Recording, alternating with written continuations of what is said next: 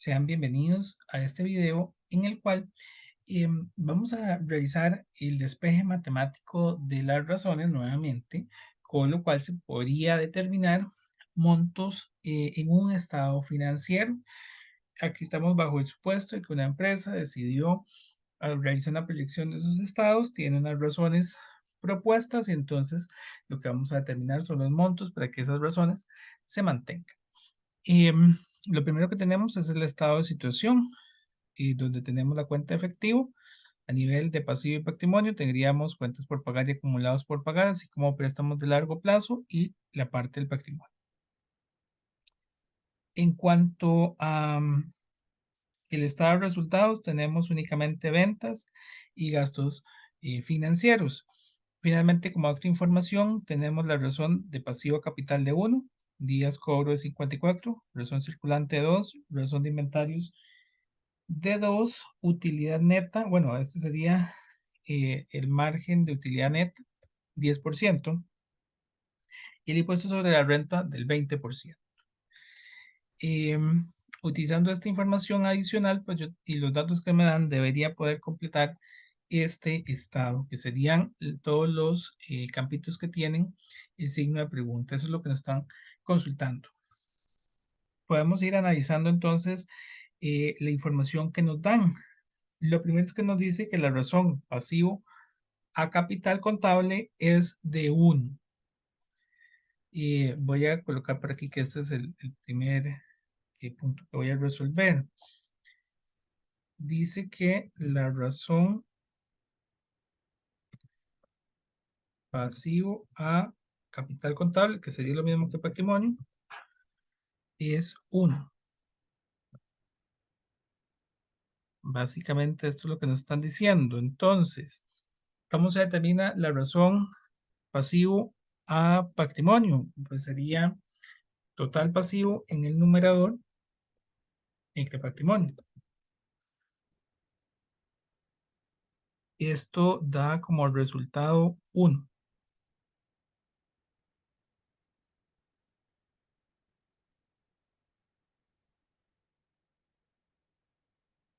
Entonces, realizando el despeje de los datos que tenemos, sabemos que pasivo es una incógnita que tenemos de momento, pero sí conocemos el patrimonio o capital contable, que son 100,000. Entonces, si yo tengo el pasivo en el numerador, en el denominador tengo los 100,000, pues simplemente por despeje podríamos determinar cuánto es el pasivo. El pasivo sería igual a 1 por los 100,000 de patrimonio. Es decir, que el pasivo, al igual que el patrimonio, totaliza 100,000. Ese es el primer elemento que tenemos por acá. Siendo así, entonces puedo sustituir aquí total pasivo con 100,000. Otro elemento importante, yo sé que algunos de estos datos salen por lógica, pero para fines de documentarlo para el examen, es importante que detallen todos los cálculos. Entonces, por aquí, el siguiente punto, el punto número 2, es que el total pasivo y patrimonio corresponde a pasivo más patrimonio. Entonces, el pasivo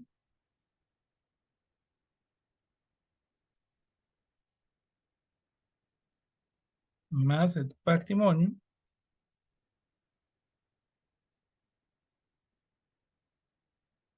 sería igual a ese total pasivo y patrimonio. Pasivo son 100,000, que ya los acabamos de determinar, y patrimonio nos los daban en el ejercicio, eran 100,000. Entonces, total pasivo y patrimonio sería 200,000.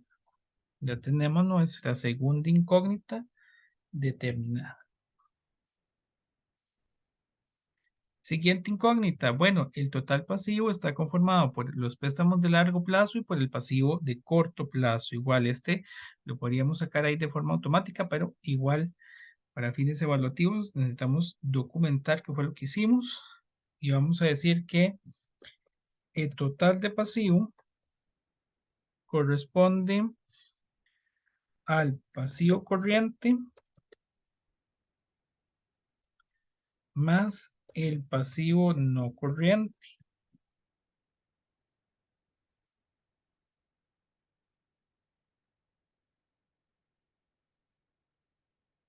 Nada más así. Ok, entonces el pasivo corriente es una incógnita, pero sabemos que la sumatoria de estos, tal vez voy a ponerla por acá, que corresponde a 200.000, perdón, a 100.000. 100.000 es igual al pasivo de corriente de corto plazo más el pasivo de largo plazo. El pasivo corriente queda como incógnita. Tenemos los 100.000 del total de pasivo y el pasivo no corriente serían los préstamos de largo plazo por 40.000. Por lo tanto, pasivo corriente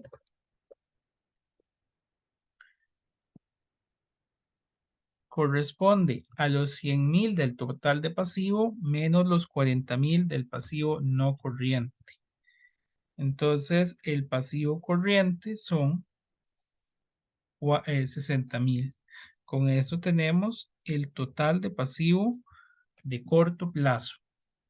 Siguiente incógnita que puedo determinar es el préstamo de corto plazo. También puede salir por diferencia, pero igual tenemos que documentar todo nuestro proceso. Pasivo de corto plazo. En este caso, el pasivo de corto plazo sería las cuentas por pagar más los acumulados por pagar más los préstamos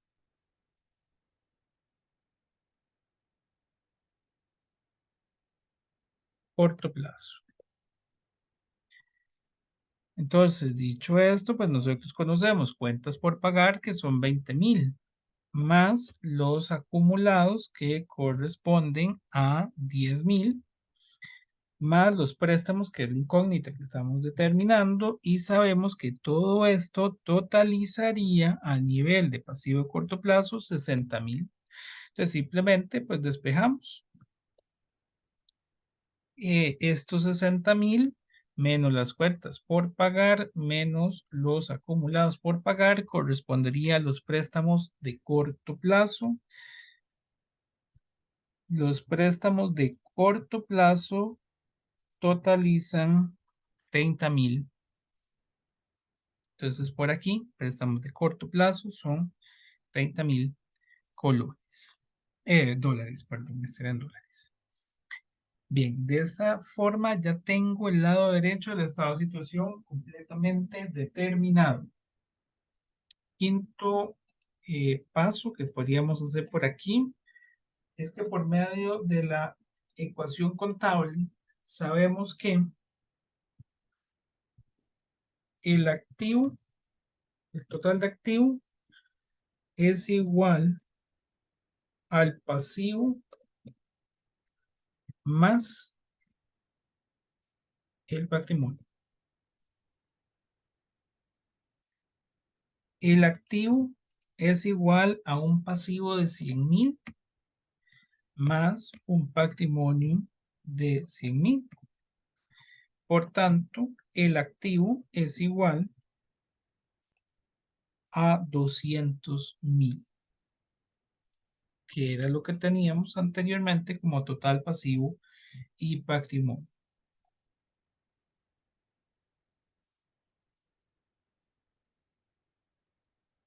De momento, Vamos a ver qué otra razón tenemos. Bueno, ya utilicé la razón de pasivo a capital contable. A raíz de utilizar esta razón, logré determinar todo esto.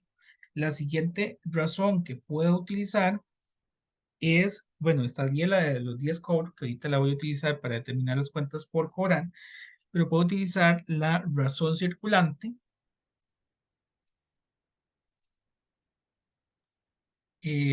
para determinar el activo de corto plazo. La razón circulante correspondería a activo circulante entre pasivo circulante. Entonces, como sexto paso por aquí,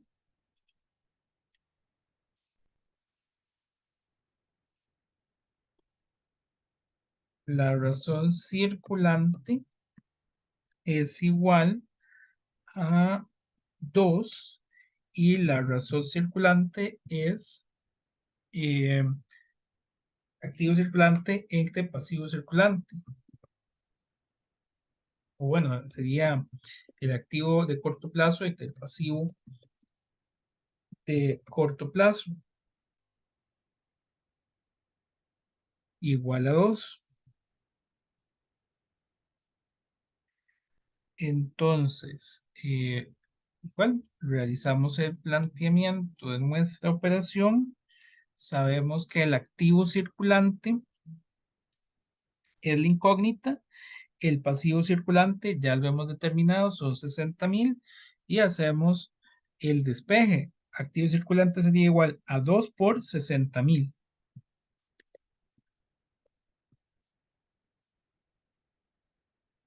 Activo circulante es igual a 2 por 60,000. Los 60,000 que están en el denominador dividiendo pasarían al otro lado del igual a multiplicar al 2. Significa que el activo circulante son 120,000.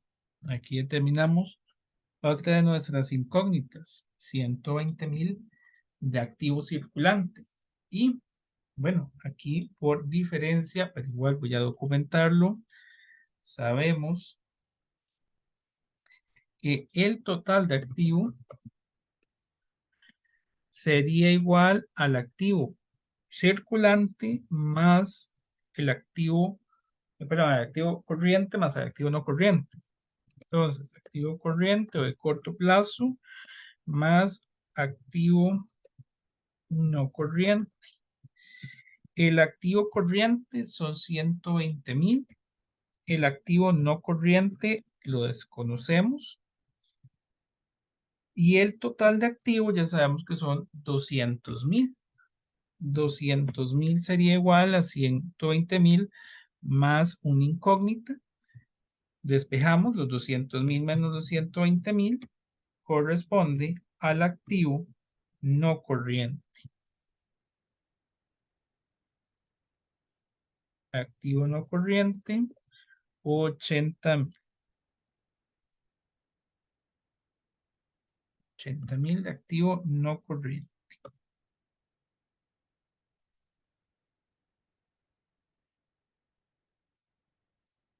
Ahorita utilizo días cobro y días de inventario, pero para esto ocupo el costo de ventas y la utilidad. Entonces, voy a armar el estado de resultados. Me voy a pasar del estado de situación al estado de resultados, utilizar estos dos datos. Dice que la utilidad neta, el margen de utilidad neta es de 10. ¿Cómo determinamos este? Bueno, como octavo paso, el porcentaje de utilidad neta no es otra cosa que utilidad neta entre ventas. ¿Cuánto de las ventas se convierte en utilidad, básicamente? Y nos dice que esto es igual a un 10%. Es un 10%. Siendo así, sabemos que la utilidad neta es la incógnita. Ventas, si las conocemos, son 200,000. Utilidad neta son el 10% y los 200.000 que están en el denominador pasan al otro lado del igual a multiplicar. Entonces, 10% por 200.000 son 20.000, que corresponde a la utilidad neta. Utilidad neta son 20.000. Y ahí tenemos otro dato importante. También conocemos el impuesto de renta. El impuesto de renta es el 20%. Es el 20% de la utilidad antes de impuesto de renta, lo que hace que el impuesto sea el 20% y la utilidad neta, su complemento, el 80%. Por tanto, a partir de estos datos, yo puedo determinar como un noveno paso la utilidad antes de impuestos, que sería la utilidad neta, es igual a la utilidad antes de intereses e impuestos menos, tal vez hagamos más en acá, utilidad antes de intereses e impuestos menos el impuesto, por supuesto. Entonces aquí estaría el impuesto. Sabemos que la utilidad neta es de 20.000. Bueno, más bien, perdonen aquí, bueno, sí, esto lo vamos a utilizar, pero lo voy a utilizar un poquitito más para calcular el impuesto. No, más bien aquí la utilidad neta sería igual,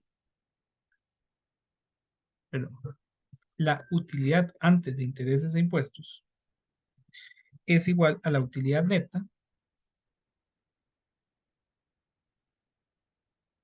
dividido entre uno menos el impuesto como un porcentaje. Entonces, la utilidad neta son 20.000 dividido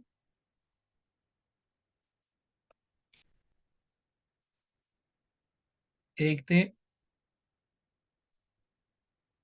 uno menos el porcentaje de impuesto, que es 20%,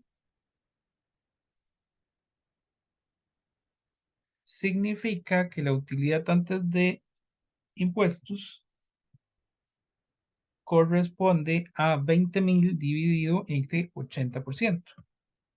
Bueno, sí, 80%.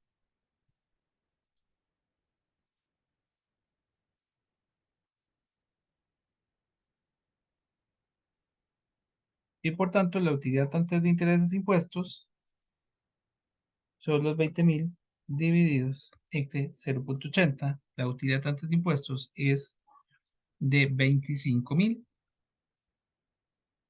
Aquí determino otra de mis incógnitas. Y ahora sí puedo utilizar esta donde la utilidad neta de 20.000 es igual a una utilidad antes de intereses e impuestos de 25.000 menos el impuesto. Significa que el impuesto es igual a los 25.000 de la utilidad antes de intereses e impuestos menos los 20.000 de utilidad neta. El impuesto es igual a 5.000. Son 5.000 negativos. En este caso porque estaban restando. Muy bien, ahí ya lo tenemos. Casi listo.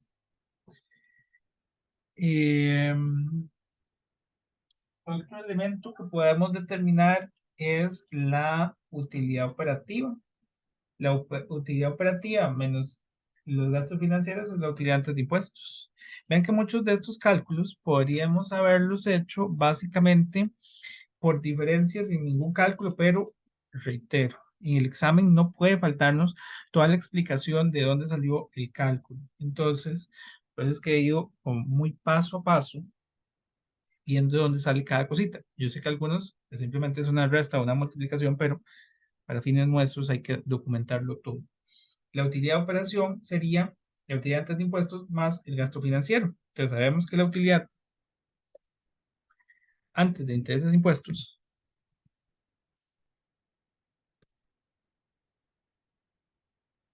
sería la utilidad de operación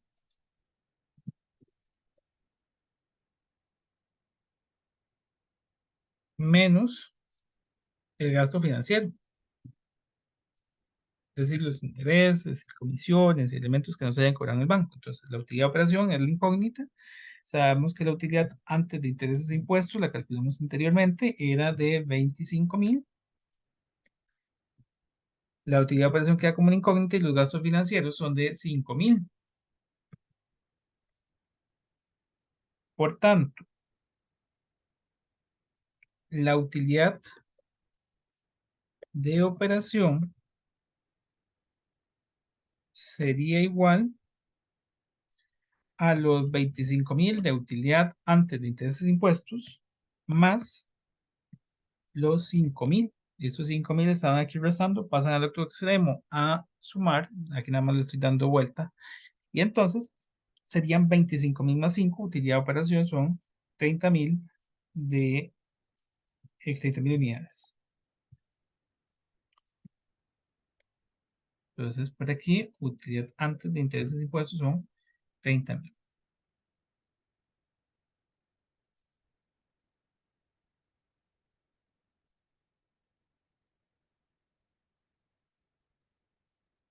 Y vamos a ver qué otro dato puedo determinar entonces. Bueno, aquí nada más le voy a dar este formato. El otro, bueno, aquí ya tengo los 30.000. Vamos a ver qué dato adicional podríamos tener.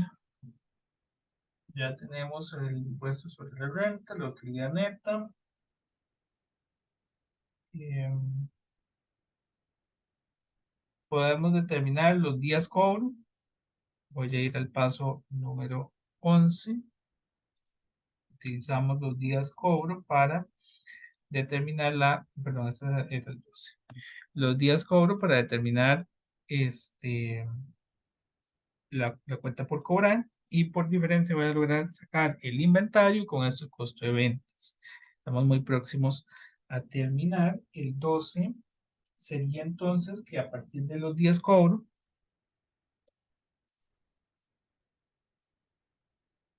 días cobro son 54. Entonces, ¿cómo determinamos los días cobro? Los días cobro es la rotación,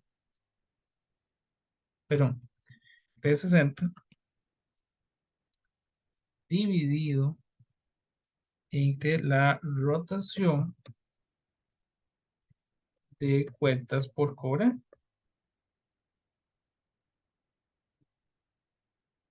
Aquí básicamente sería 54 es igual a 360 dividido entre la rotación queda como incógnita, está dividiendo, pasa al otro lado a multiplicar y estos 54 están multiplicando, pasa a dividir.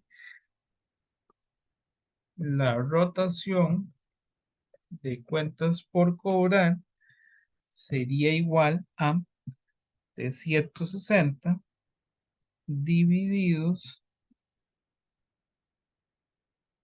¿ok? Divididos entre 54 días. La rotación de cuentas por cobrar me daría 6.67. ¿Cómo determinábamos la rotación de cuentas por cobrar? Voy a hacerle un paso número 13.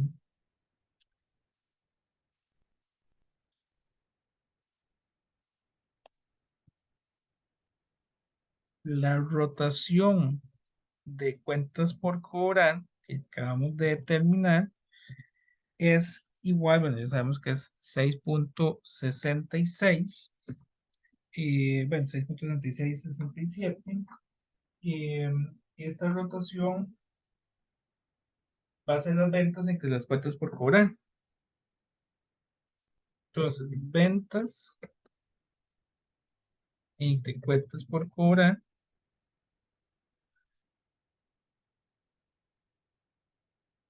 correspondería a 6.6667. Las ventas son 200,000 y la rotación es de 6.67. Simplemente las cuentas por cobrar es igual a 200,000 divididos entre el 6.67. ¿Verdad? Básicamente lo que voy a hacer es que las cuentas por cobrar pasan al otro lado del igual a multiplicar al 6.66. El 6.66 está multiplicando, pasa a dividir los 200,000. Cuentas por cobrar es igual a 6.67 dividido, perdón, 6.67, 200,000 dividido entre 6.67.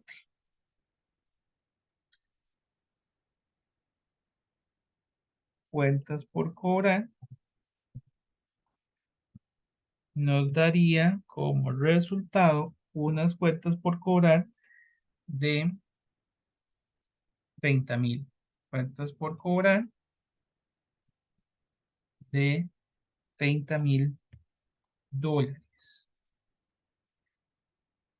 Activos circulantes sería el efectivo más la cuenta por cobrar más los inventarios, como paso número 14. El paso número 14, reitero, activo circulante es igual a efectivo más cuentas por cobrar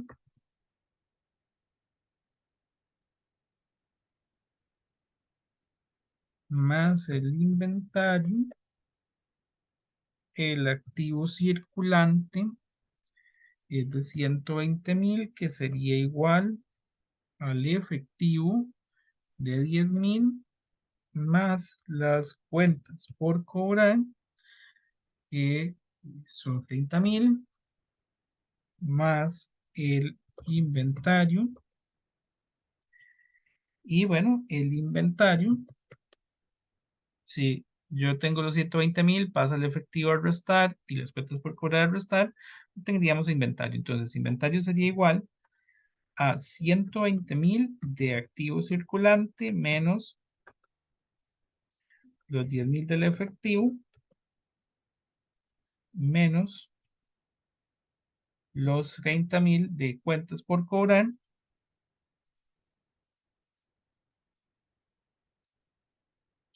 y por tanto inventario es igual a 120,000 menos 10,000 menos 30,000. Son 80,000, que bueno, ya sabíamos, pero eso nada más es para documentar y lo voy a poner en color amarillo. Bien, ya tengo casi todo, solo me queda aquí determinar la parte del estado de resultados, donde sabemos que el costo de ventas lo podemos determinar. Bueno, vamos a ponerle el signo, este es el 15. Por ahí tenemos que, bueno, yo utilicé esta rotación de cuentas por cobrar, por aquí dice la rotación de inventario, la rotación de inventario dice que es 2. Entonces, eh,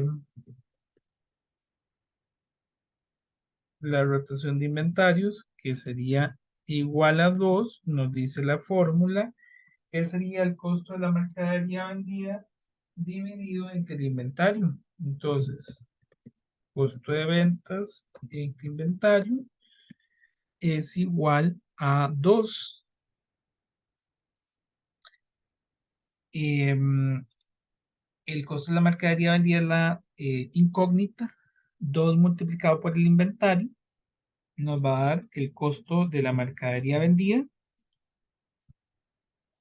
Entonces sabemos que el inventario lo habíamos determinado en la anterior en 80,000, y por tanto el costo de ventas corresponde a 2, y los 80,000 que están dividiendo pasan a multiplicar por 80,000, El costo de ventas son 160,000. Colocaríamos aquí costo de ventas en 160,000. Siguiente, la utilidad bruta. Esto lo podríamos sacar simplemente por diferencia, pero igual vamos a documentar porque realmente es solo una resta, pero vamos a dejarlo. El paso 16 es que la utilidad bruta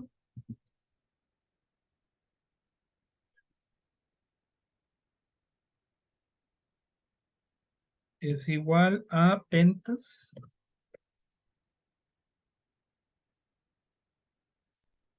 menos costo de ventas y ya tenemos todo.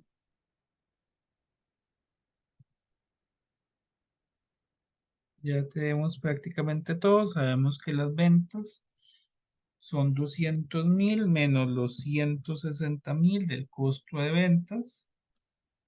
Significa que utilidad bruta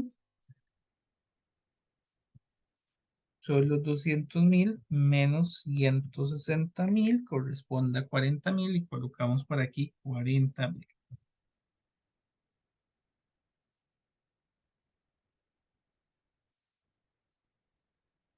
El último, utilidad de operación, como paso 17 y ya final.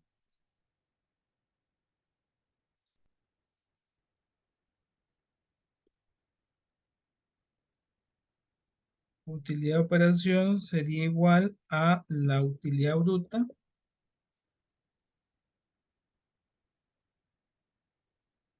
menos los gastos de operación. Conocemos la utilidad de operación en 30,000, que es igual a la utilidad bruta que acabamos de calcular en 40,000 menos los gastos de operación que van a permanecer como una incógnita. La utilidad de operación está, bueno, los gastos de operación están aquí restando, pasan a sumar. Gastos de operación serían igual, y estos 30,000 estarían aquí sumando, pasan a restar, serían 40,000 menos los 30,000 de la utilidad de operación.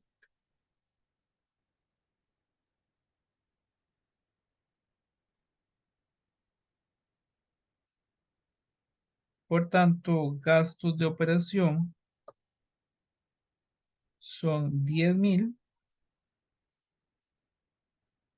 40,000 menos 10,000, pero menos 30,000 son 10,000 de la utilidad, perdón, 10,000 de gastos de operación. La utilidad eran 30,000. Con esto finalizaría el último que tenía signo de pregunta. Creo que ya ahí no me falta absolutamente nada. Todos los cálculos los fuimos documentando. Bueno, con eso estaría finalizando este ejercicio. Cualquier consulta me la pueden dejar en los comentarios. Muchas gracias.